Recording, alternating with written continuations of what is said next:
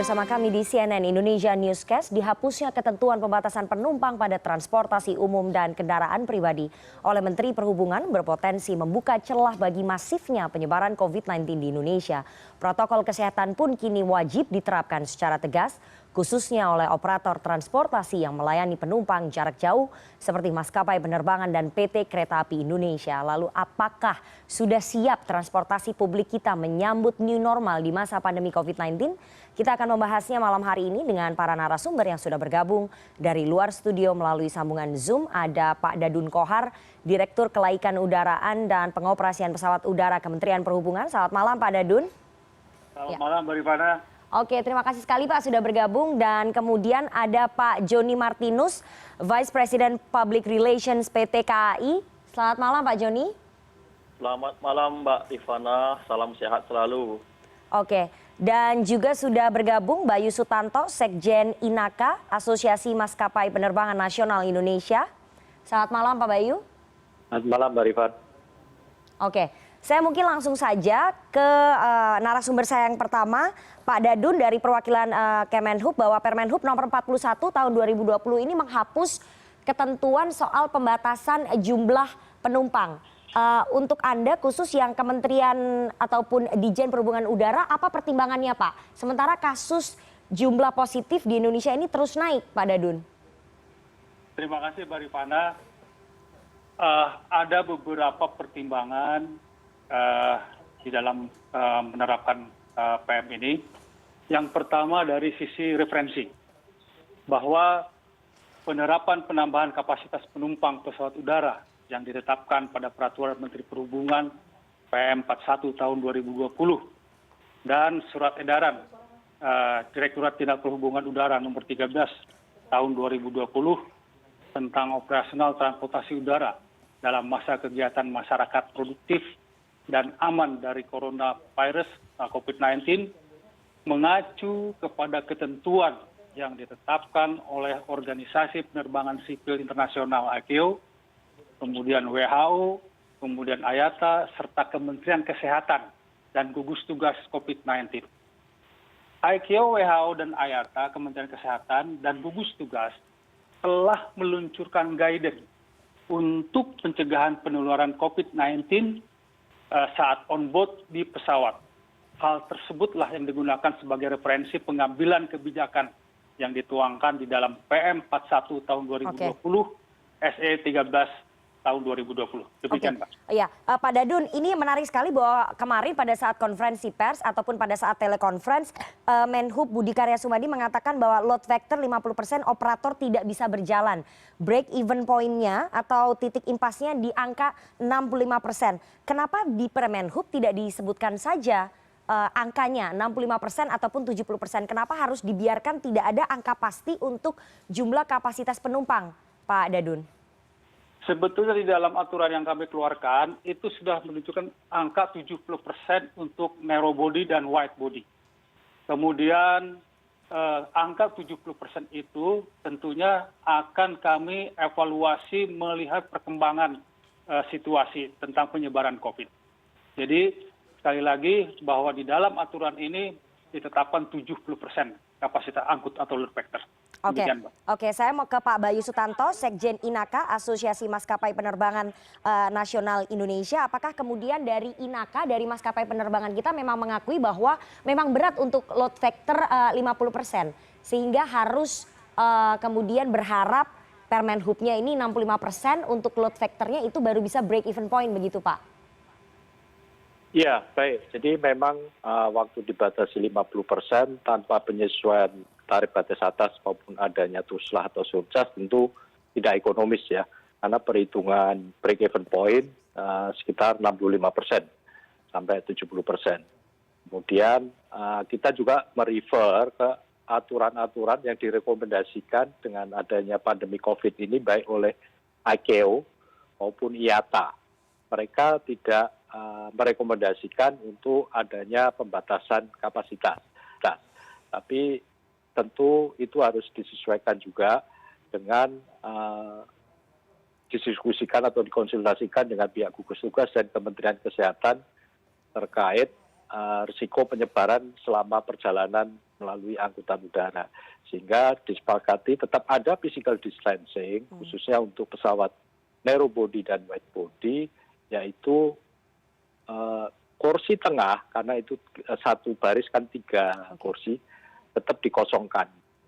Sehingga akhirnya ketemu angka kira-kira 70% dan tanpa harus mengubah tarif batas atas ataupun tuslah dengan tarif tiket yang masih berlaku saat ini diterima oleh pihak maskapai gitu, Mbak.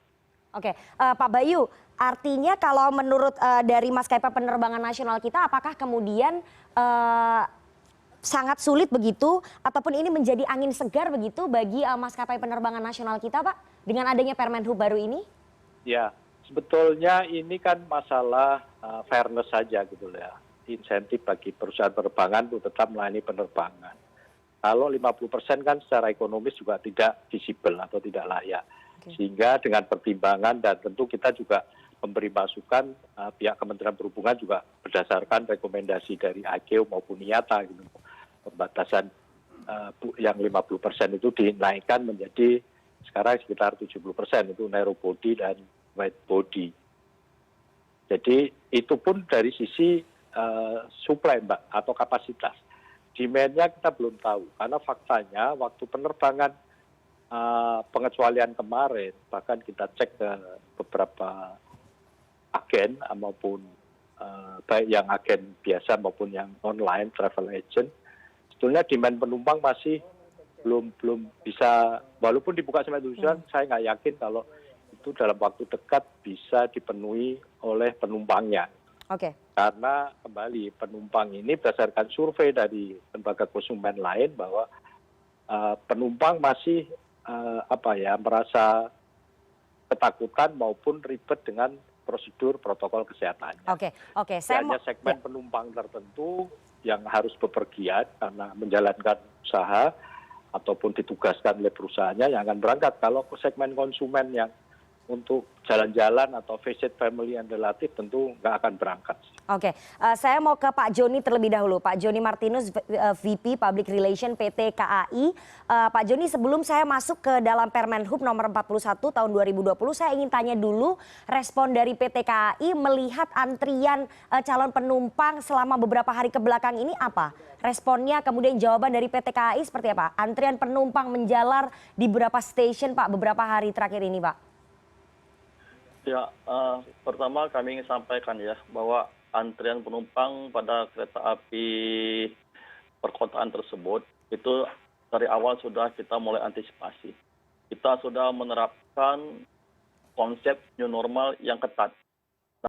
Namun karena banyaknya animo masyarakat yang ingin menggunakan kereta api, maka antrian tersebut dengan segala upaya yang kita lakukan masih tetap belum bisa dicegah. Namun sekali lagi bahwa dari sisi kami, dari sisi penyelenggara, operator angkutan kereta api, kita sudah mempersiapkan segala konsep dan aturan protokol kesehatan baik di stasiun maupun di atas kereta api selama dalam perjalanan itu sungguh sudah kita lakukan dengan maksimal. Oke, artinya memang sulit sekali ya dicegah karena pada kenyataannya memang sudah maksimal begitu yang dilakukan oleh PT KAI. Tapi yang saya dengar bahwa PT KAI juga akan membuka kereta api reguler mulai Jumat besok. Kemudian berapa kapasitasnya, Pak, yang akan diisi menanggapi Permenhub nomor 41 tahun 2020? Apakah akan diisi seluruhnya atau sama dengan penerbangan di angka 70%, Pak? Ya, kami selaku operator tentu akan mematuhi semua ketentuan yang sudah digariskan oleh regulator. Dalam hal ini pemerintah, yaitu Kementerian Perhubungan melalui Direktorat Jenderal Perkeretaapian. Nah, sesuai dengan surat edaran Dirjen Perkeretaapian nomor 14 tahun 2020, maka untuk kereta api jarak jauh atau kereta api antar kota, kita maksimal menetapkan atau ditetapkan itu menjual tempat duduk maksimal 70% dari kapasitas setiap rangkaian kereta api. Dan itu pun berlaku untuk kereta api lokal. Ya. Jadi sama-sama 70% maksimal. Dan ini semua tentu upaya kita untuk tetap mematuhi Oke. apa yang sudah digariskan oleh regulator. Oke, oke. Sebagai regulator nanti saya akan tanya kepada Pak Dadun Kohar bahwa dalam Permen Hub nomor 41 tahun 2020 ada perubahan signifikan Pak soal syarat calon penumpang maskapai penerbangan, salah satunya adalah tidak harus swab test ataupun PCR lagi tapi cukup dengan rapid test. Ini kemudian dikhawatirkan memperlonggar begitu persyaratan bagi calon penumpang untuk bisa terbang. Jangan dijawab dulu, kita akan kembali usai jeda. CNN Indonesia Newscast segera kembali, jangan kemana-mana.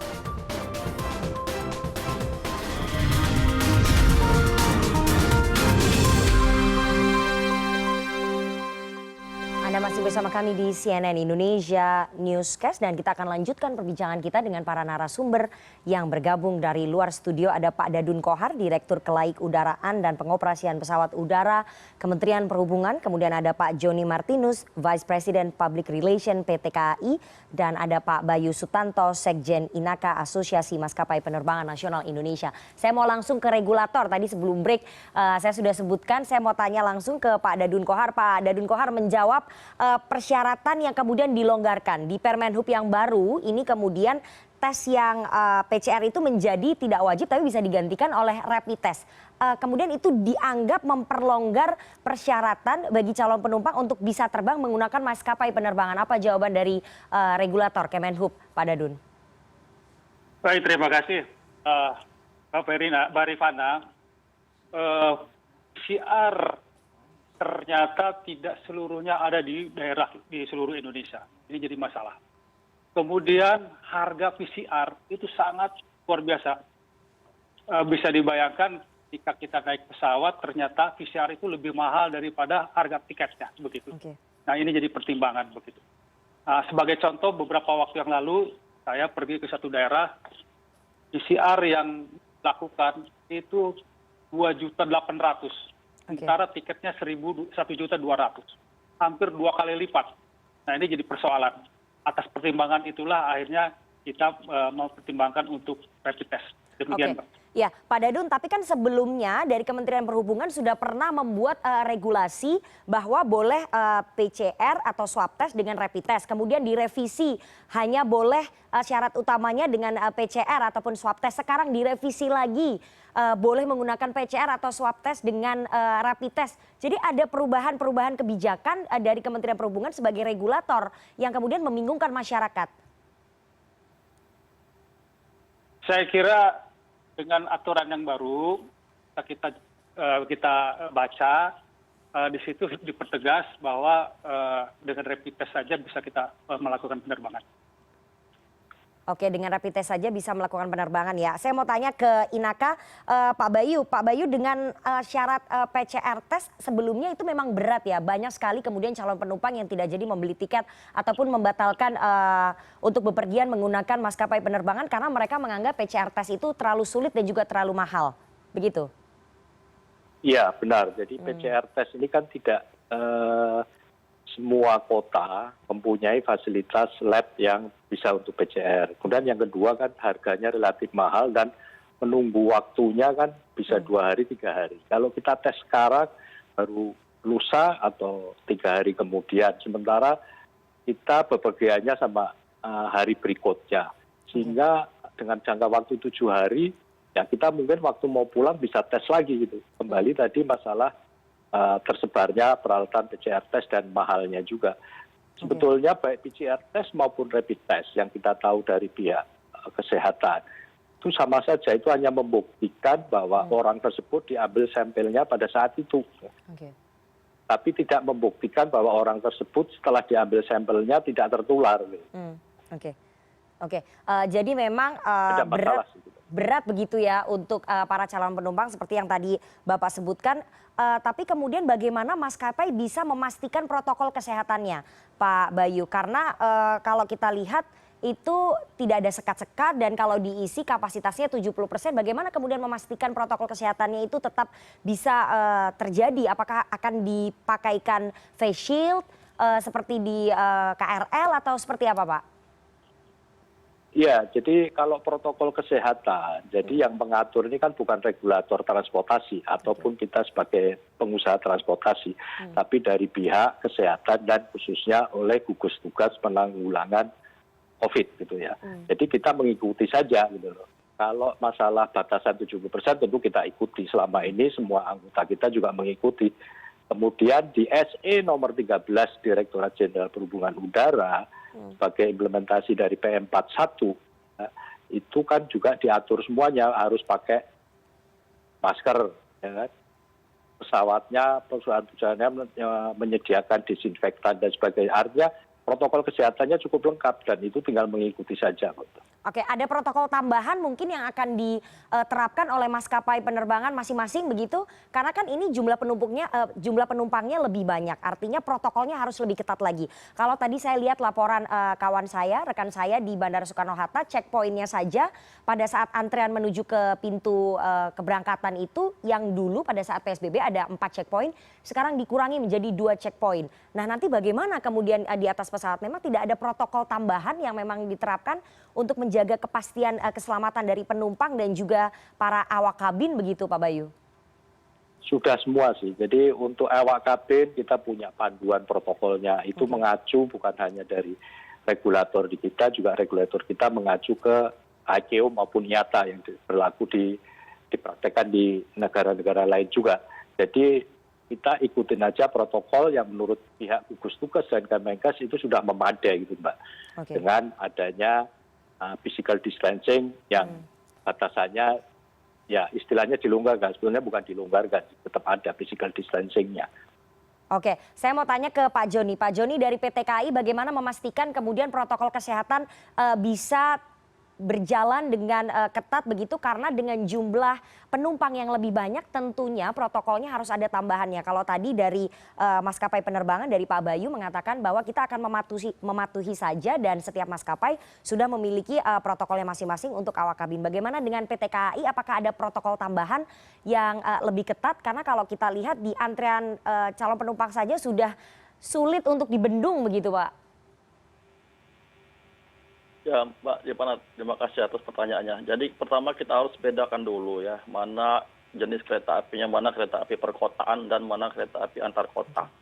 Kereta api antar kota yang nanti akan kita operasikan di tanggal 12 itu kita sudah buka pemesanannya H-7 dan saat ini kita pantau pemesanan belum begitu ramai. Kemudian kami sudah memastikan bahwa protokol kesehatan yang kita terapkan pada kereta api jarak jauh itu sudah sangat ketat. Mulai dari penumpang masuk stasiun harus menggunakan masker, kemudian juga harus kami cek suhu tubuhnya, kemudian juga kami berikan face shield ketika akan naik kereta ya, untuk penumpang dewasa. Sementara untuk penumpang anak-anak di bawah 3 tahun kami anjurkan untuk membawa sendiri. Kemudian selama di atas kereta pun kami melakukan protokol yang ketat. Setiap 30 menit sekali, maksimal 30 menit sekali kami pastikan bahwa semua peralatan yang rentan atau yang sering terpegang oleh penumpang seperti pegangan pintu, kemudian sandaran tangan, kemudian pembersih toilet, itu semua akan dibersihkan oleh petugas kita di atas kereta selama maksimal 30 menit sekali. Kemudian kami juga menyediakan ruang isolasi setiap rangkaian kereta api jarak jauh tersebut. Ada ruang isolasi, ada pengukuran suhu tubuh maksimal atau minimal 3 jam sekali oleh petugas kita. Petugas kita di atas kereta akan mengumumkan setiap akan ada pengukuran suhu tubuh. Kemudian juga yang tak kalah pentingnya adalah kami mewajibkan penumpang untuk menggunakan pakaian lengan panjang sesuai dengan surat edaran nomor 14 dari Direktorat Jenderal Perkeretaapian. Nah, ini merupakan beberapa langkah yang kita terapkan untuk menjaga protokol kesehatan guna pencegahan COVID-19. Termasuk petugas kita sendiri, kita pastikan bahwa mereka di stasiun maupun di atas kereta, terutama proliner kita yang rawan kontak dekat dengan penumpang, kita pastikan menggunakan APD yang lengkap, mulai dari sarung tangan, face shield, kemudian masker, penyediaan hand sanitizer. Ya. Nah, dengan ini kita harapkan mudah-mudahan penumpang kita yang menggunakan kereta api tetap aman dalam berpergian. Oke, terima kasih sekali para narasumber yang sudah bergabung malam hari ini. Sayang sekali waktu kita sudah habis dengan jumlah penumpang yang lebih banyak. Tentu saja semoga protokol kesehatan yang diterapkan oleh maskapai penerbangan ataupun oleh PT KAI dan juga jenis-jenis transportasi umum lainnya dapat lebih diperketat sehingga tidak menimbulkan lonjakan kasus positif baru di tengah pandemi ini. Terima kasih sekali para narasumber yang sudah bergabung malam hari ini di CNN Indonesia Newscast, dan demikian perbincangan kita malam hari ini.